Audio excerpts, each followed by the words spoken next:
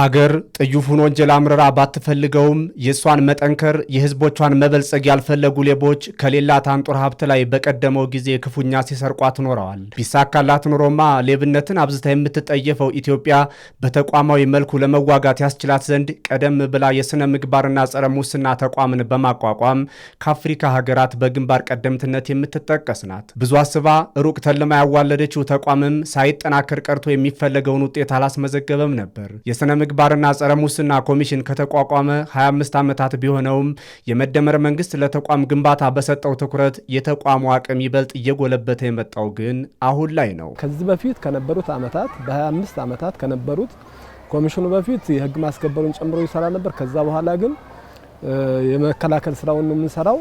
አሁን ተቀናይተን እየሰራን ያለነው ከፖሊስም ጋር ከፍትህም ጋር ይሄ ያደገበት ጊዜ ነው። እያንዳንዱ አመራር የጸረ ሙስና ትግሉ ባለቤት እንዲሆን የማድረግ ስራ ነው እየተሰራ ያለው። እዚህ የመንግስት ቁርጠኝነት አለ፣ የገዢው ፓርቲ ቁርጠኝነት አለ። ይሄንን በላቀ ሁኔታ የመጠቀም ጉዳይ ነው።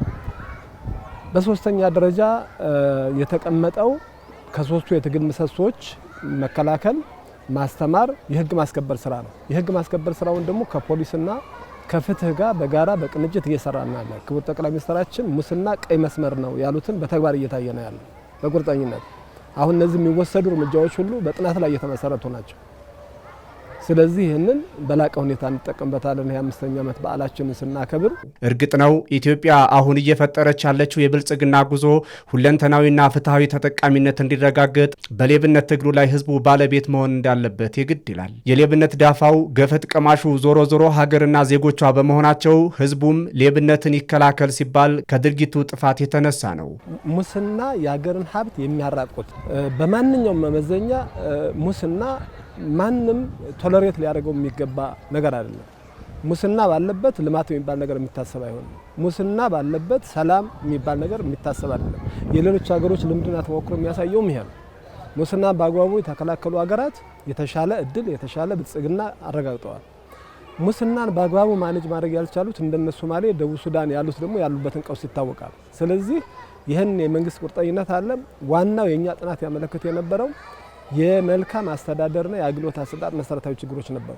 አሁን ላይ ሌብነትን በመዋጋት ረገድ መንግስት ህዝቡ የሚሳተፍበት ሲል የራሱን ቁርጠኝነት በብዙ እርምጃ ወደፊት እየተራመደ በማሳየቱ ነው። ከዚህም የተነሳ በጥናት ላይ ተመርኩዞ ከሰሞኑ የተወሰደው ተጠያቂ የማድረግ የህግ እርምጃ የሚታይ ሆኗል። ልክ ሰሞኑን እንደምናየው ተጠያቂ መሆን ያለባቸው አካላት እንዲጠየቁና አላግባብ የተወሰደ ገንዘብ የተወሰደ ሀብት ወደ ህዝቡ ልማት እንዲመለስ ህዝቡ ከዛ እንዲጠቀም የጤና፣ የመሰረተ ልማት፣ የውሃ የተለያዩ ችግሮች የሚፈታበት እንዲሆን ህዝቡ ከኛ ጋር እና ከተቋሙ ጋር ኃላፊነቱን መወጣት አለበት። መንግስት ለዚህ ትልቅ ቁርጠኝነት አለው።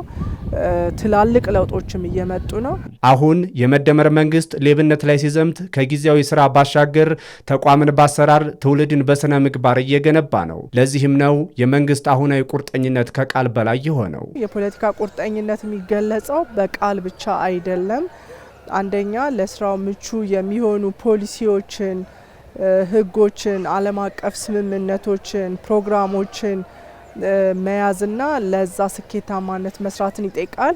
ነፃና ገለልተኛ የሆነ ተቋምን መገንባትን ይጠይቃል። ኃላፊነትን ከተጠያቂነት ጋር እያረጋገጡ መሄድ ይጠይቃል። ከዚህ አንጻር ስናይ መንግስታችን ባለፉት አመታት በትክክልም ሙስና የልማታችን የሰላማችን ትልቁ ማነቆ ነው ወይም ደግሞ እንቅፋት ነው የሚለውን ነገር እንደ ትልቅ አጀንዳ በመያዝ ሰፋፊ ስራዎችን ስንሰራ የቆየንበት አግባብ ነው ያለው። የፌዴራል ስነ ምግባርና ጸረ ሙስና ኮሚሽን 25ኛ ዓመት የምስረታውን የብር ኢዮቤልዩ በዓል ሲያከብር የኢትዮጵያን የብልጽግና ጉዞ ከሌብነት እንቅፋት የመከላከል ድርብ ኃላፊነቱን ይበልጥ የሚወጣበትን አቅም ለመፍጠር በመነሳሳት ነው።